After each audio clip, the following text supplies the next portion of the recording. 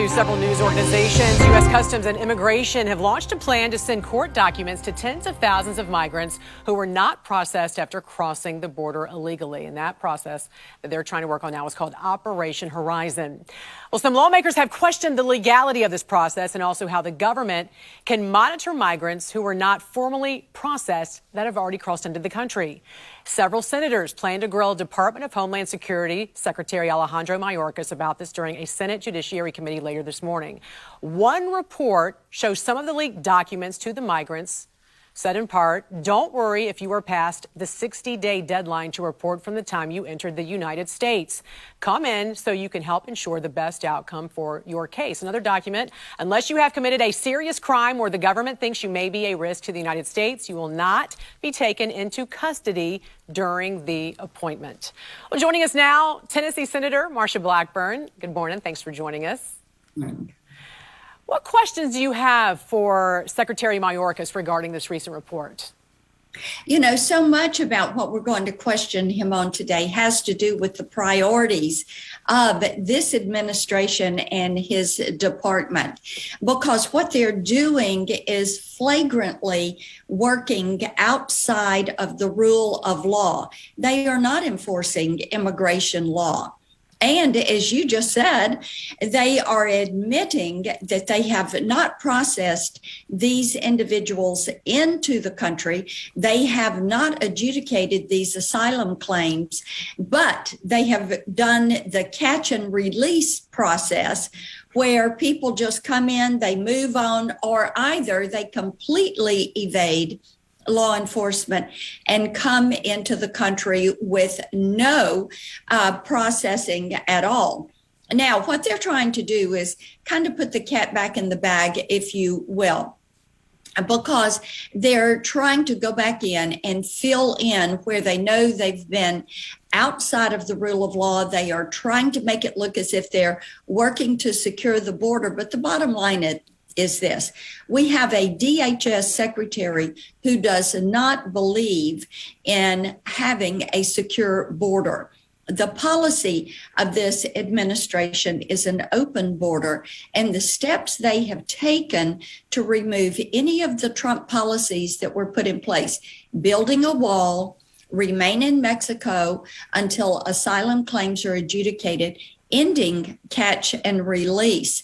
Those are all policies that this administration has dropped. Senator, when it comes to catch and release, do we know how many of these migrants here in this country have just disappeared and did not show up for their court date to be adjudicated? We do not, because they're not keeping the records on these. And one of the things that is significant, while the Border Patrol says, well, we've apprehended 1.7, 1.8 million people at the southern border.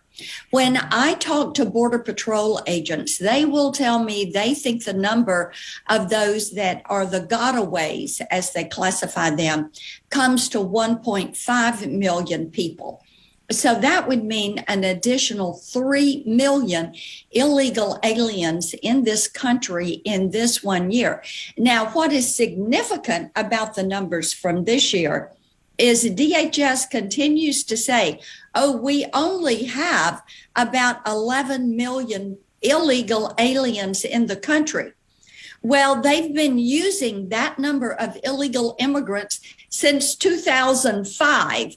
So what they're trying to do is say that even with this open border, nothing's changed, that you have no additional illegal immigrants into the country. And many studies have classified it as high as 25 million illegal immigrants in the country. And Senator, we've been hearing a lot about these payments to migrant families who were separated at the border under the previous administration.